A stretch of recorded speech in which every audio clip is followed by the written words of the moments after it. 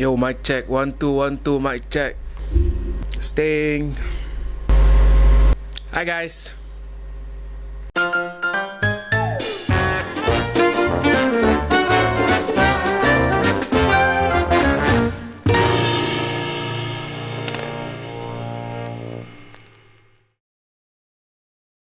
Yo, what up you guys?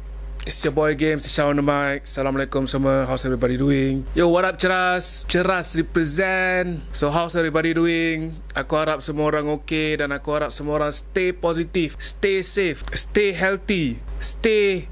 Okay guys, hari ni aku nak cerita dengan korang tentang pengalaman aku lah. Pengalaman aku bekerja dengan bekas sekolah Henry Geni. So please aku harap korang dengar sampai habis cerita aku, sebab ada mesej yang aku nak sampaikan dalam pengalaman aku lah, dan aku harap aku boleh share dengan korang. So anyway, kepada siapa yang baru masuk channel aku, baru first time tengok video aku nak minta support korang. Tolong support aku, budak-budak ceras guys. Tolong support aku by click like, comment and subscribe guys. Subscribe, share video ni guys, and most importantly tolong subscribe channel Kelibat Pencipta TV. So apa lagi guys, let's check it out.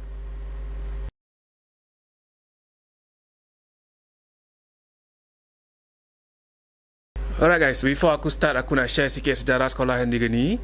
Sekolah Henry Geni ni ditubuhkan pada tahun 1949. Masa tu nama dia bukanlah sekolah Henry Geni. Nama dia lebih dikenali sebagai Sekolah Akhlak Tertinggi. Dan somewhere on 1950, nama Sekolah Akhlak Tertinggi ni ditukar kepada Sekolah Latihan Pemuda. Dan lebih kurang pada tahun yang sama, iaitu tahun 1950 juga, nama sekolah tu ditukar hingga hari ini, iaitu nama Sekolah Henry Geni. Nama asal usul sekolah Henry Geni ni diletak daripada nama Sir Henry Levell Goldsworthy Geni. Okay guys, aku minta maaf lah kalau anda kata pronunciation nama untuk dia salah. So Sir Henry Geni ni merupakan pegawai merangkap Pesuruhjaya Tinggi British. Sir Henry Geni ni memang ada sejarah dia lah. Kalau korang go through balik sejarah pada sekolah menengah dulu, memang ada cerita pasal Sir Henry Geni, di mana beliau ditembak mati oleh pengganas komunis pada tahun 1951.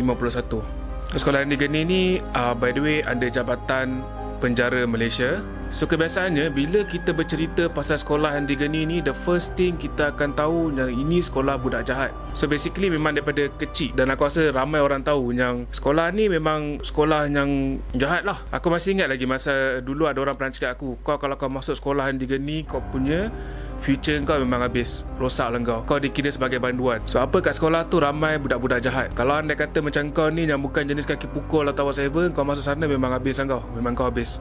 So coming back, sekarang aku nak bercerita macam mana pengalaman aku kerja dengan bekas sekolah Henry Geni. So one day aku dapat call daripada one of my best friend, iaitu Fikri. Fikri ni by the way dia kawan aku daripada aku sekolah lah, dan dia sekarang ni ada minat yang sama macam aku, iaitu buat video. Basically korang boleh check lah pasal dia memang berpotensial untuk menjadi seorang pelakon, dan dia memang boleh berlakon dengan bagus. So coming back, so Fikri ni dia call aku, yo what up Syah, yo what up, yo man I got something for you. Cakap bahasa Melayu lah weh. Yo Syah, kau kat mana ni? Aku nak bagi tahu kau ada satu projek lah, aku nak ajak kau buat projek videografi. Oh okay, interesting. Cuba kau cerita sikit apa konten projek ni, everything. Oh basically sekarang ni kita kena pergi cari budak-budak sekolah Henry Geni dan kita kena interview diorang. Dan the first thing bila aku dengar pasal sekolah Henry Geni, so apa macam aku cerita tadi lah, masa aku kecil-kecil dulu ramai yang cakap dengan aku, budak-budak ni jahat, budak-budak ni jahat, sekolah Henry Geni ni jahat, kau nak kerja dengan diorang ke? So the first thing bila aku dengar, aku ada the same thinking. So aku pun bagilah tahu balik Fikri ni, budak-budak sekolah Henry Geni, diorang okey ke? Diorang tu semua bukan banduan ke? Nak buat cerita pasal diorang? So short story, basically aku accept lah job ni. So before aku buat projek ni, kita ada macam satu meeting, dan aku pun perkenalkan diri aku, dan aku jumpa ni. Dan ada seorang ni nama dia Syamir, atau orang panggil dia Meme. Dan ada seorang ni nama dia tu, dan ada seorang ni nama dia Izzat Daniel. So diorang pun bentang lah kat aku. Diorang cakap okay, sekarang ni kita kena pergi ni, kita kena pergi sini dan buat video, kita cerita pasal dia. So Syah, aku nak kau record, aku nak kau buat video dan editing semua, dan kita akan hantar dekat ni. Okay, so lepas dah bincang semua, so masa meeting tu aku punya mindset yang mula-mula aku cakap diorang ni bekas banduan dan diorang ni bukanlah orang yang bagus. Aku pun lepak dengan diorang, kita meeting sama-sama, dan aku boleh cakap wow, diorang totally different. Persepsi aku salah, dan aku percaya aku tak rasa aku seorang yang rasa benda yang sama. So apa kalau aku tanya kawan-kawan aku sendiri pun, The first thing bila aku cakap pasal sekolah Henry Geni, mesti diorang akan cakap ini sekolah banduan. Kau nak lepak ke budak-budak banduan? Tak apa, aku mengaku awal-awal. Memang betul, aku ada the same thinking dan aku rasa diorang ni banduan. Tapi bila aku lepak dengan diorang, bila aku lepak diorang, aku rasa macam wow, diorang ni baik. Diorang humble, diorang everything. So coming back, kita kena pergi dalam 3 negeri masa tu. Oh by the way, ni sebelum PKP, lama dah cerita ni. So kita kena pergi beberapa negeri. Dan aku pun call lah Fikri, siapa yang ada dengan kita, siapa yang pergi sekali dengan kita. Oh basically dalam kereta ni ada 3 orang, iaitu engkau, aku dengan Izzat. Oh okay, aku pergi dengan Izzat. But still, mindset aku still fikir benda yang sama juga. So apa, yelah, aku pun baru meeting dengan orang sekali, baru meeting dengan budak-budak sekolah Henry Geni ni sekali. So aku pun aku rasa tak apa, kita just take care dulu, kita pergi. Dan bila on the way pergi tu, Izzat buat vlog. Okay, sekarang ni kita ada dekat Bandar Tun Razak, ambil member seorang lagi untuk pergi ke Perak. Okay, sekarang kita ada kat mana? Kita berada di Tipah. Tipah tertipu Tapah guys, Tapah. Korang boleh check dekat dia punya YouTube, Izzat Daniel. So kita orang pun naik kereta dan drive and everything. So the first person yang kita jumpa ialah Helmi Izzuddin. So still mindset aku pun sama juga. Masa mula-mula aku pergi tu, aku cakap ini pun sama juga ni, bekas banduan, ni banduan everything. So aku pergilah jumpa dia. Aku jumpa Helmi ni. Sampai-sampai Helmi ni sambut kita orang. Helmi cakap, weh, korang dah makan belum? Korang dah minum belum? So lepas tu terus shooting. So bila korang buat shooting ni, ada beberapa perkara lah yang korang kena take care, iaitu kamera, audio dengan apa yang orang tu cakap. Sebab contoh, kalau anda kata kau tengah shoot ni, aku lebih concern pada apa yang orang tu cakap. So apa kalau anda kata dia salah cakap, aku biasanya akan stop, cut, tolong cakap balik benda ni. So this is aku lah personally. Dan lepas tu aku pun shooting lah Helmi ni. Aku shooting dan aku dengar dia cakap. Dan aku boleh feel dia bercakap benda yang sangat baik. Dia cerita macam mana pengalaman dia and everything. So kalau korang nak tengok full video, korang boleh pergi dekat Projek Ribbon Kuning YouTube. Korang boleh check dekat situ. So lepas tu kita gerak ke Kedah, Sungai Petani. Okay, so basically kepada semua viewers, ini hari ke-2. Silap, 4 saja nak tambah 2 campur 2. Dia tak ada masa depan, masa dia ke belakang. Lepas tu hari kedua. Kita orang dah siap makan dah. Ni nasi apa nama dia tadi? Lemuni. Nasi lemuni. Dia pakai daun lemuni. Lemuni tak, bukan lagu ni. Lagu ni lain. Dia lemuni, sejenis daun yang bila kau, tak tahu dia masak macam mana, tapi rasanya dia macam nasi lemak and memang sedap. Sungai Petani, every time bila aku datang sini, aku akan singgah tempat ni. Tak tahu siapa, sebab kalau siapa orang Johor kat dalam ni, aku rasa korang tahu kot kacang pol. So this is the place yang aku first kali kena kacang pol dekat sini lah. Dan sebab aku tak tahu kenapa aku suka makanan dekat sini. Dia bukan saja ada kacang pol, dia ada some of the western food. Aku suggest korang try. Yes. Telur setengah masak yang paling rare sekali. Itu dia tengah makan telur setengah masak. So lepas saja dah sampai dekat Sungai Petani, Kedah, aku berjumpa dengan orang kedua bekas sekolah Henry Geni, iaitu Aidil. So still, bila aku dah jumpa dengan Aidil ni, aku pun interview lah macam biasa. Aku interview ni semua. Still aku pun take care benda yang sama, tengok apa yang dia cakap. Dan lepas dah interview everything, apa benda yang dia cakap, serius, aku rasa macam wow, betul ke ni budak sekolah Henry Geni ni? Bila dia bercerita, aku tak rasa pun yang dia ni sebagai seorang bekas banduan apa benda yang orang selalu cakap lah.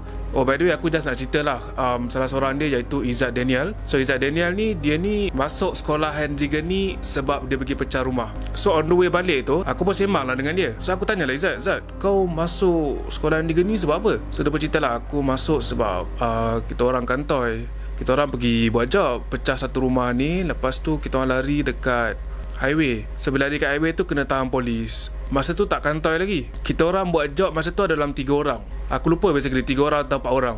So ada salah seorang daripada kita orang ni, dia mungkin dia gemuruh apa-apa, dia yang buat kantoi. So bila dah kantoi ni, so aku sekali masuk dalam lah.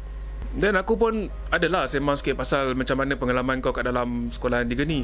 Yang aku rasa aku tak nak cerita lebih bab tu. Dan korang boleh check sendirilah dekat YouTube Izzat Daniel. Korang boleh go through dekat situ. Dan dia ada cerita macam mana pengalaman dia dekat sekolah Henry Geni. Dan the next question aku tanya Izzat, aku cakap dengan dia, apa yang menyebabkan kau sampai sanggup nak pecah rumah orang? Sebab apa, aku personally pun, aku kalau anda kata aku nak lempang muka orang pun, aku tak berani nak lempang muka orang. Dan aku rasa bukan aku seorang. Tapi kau sampai pecah rumah, macam mana kau boleh buat? Dan jawapan dia, kalau dah terlibat dengan dadah, dah tak kisah apa dah. So kau ambil dadah apa? Aku ambil pil kuda, aku pernah ambil batu, aku pernah ambil ni. So kau ambil ni pada umur berapa basically?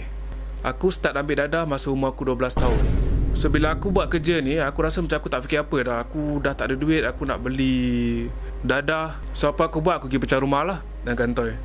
Kenapa aku buat konten pasal ni? Sebab aku just nak bagi clear point kepada ramai orang sebenarnya.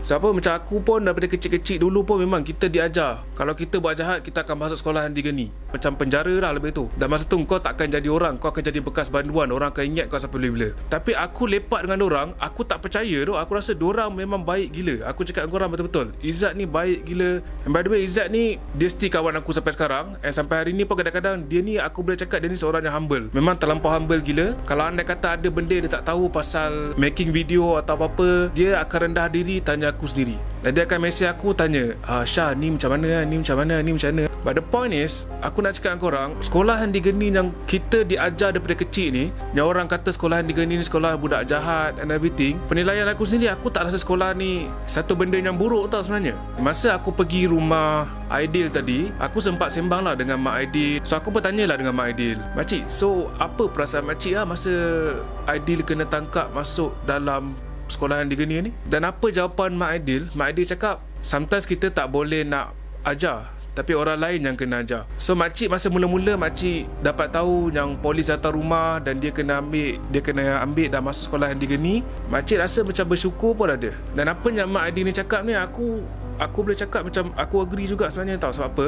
Tak kisahlah sama ada kau bekas banduan ke, kau bekas sekolah handi geni ke, the question is apa yang kau nak jadi lepas ni. Kau nak jadi baik atau kau terus nak jadi jahat? Izzat, korang boleh YouTube dia memang sekarang ni dah boleh kata nama dia dah ada lah. Sebab dia dah masuk TV, dia dah masuk banyak platform media.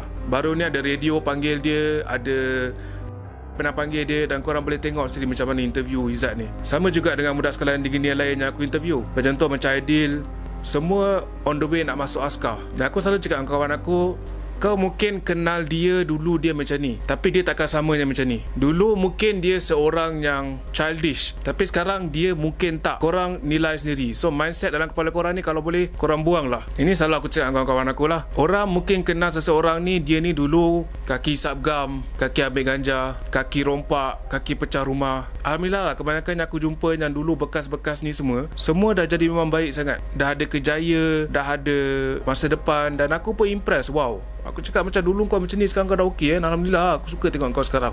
Alright guys, I guess this is it. So thank you for watching. Jangan lupa like, comment dan subscribe video aku ni. And most importantly, tekan subscribe. Big shout out to Fikri. Terima kasih sebab bagi aku opportunity untuk kenal dengan budak-budak sekolah handi geni.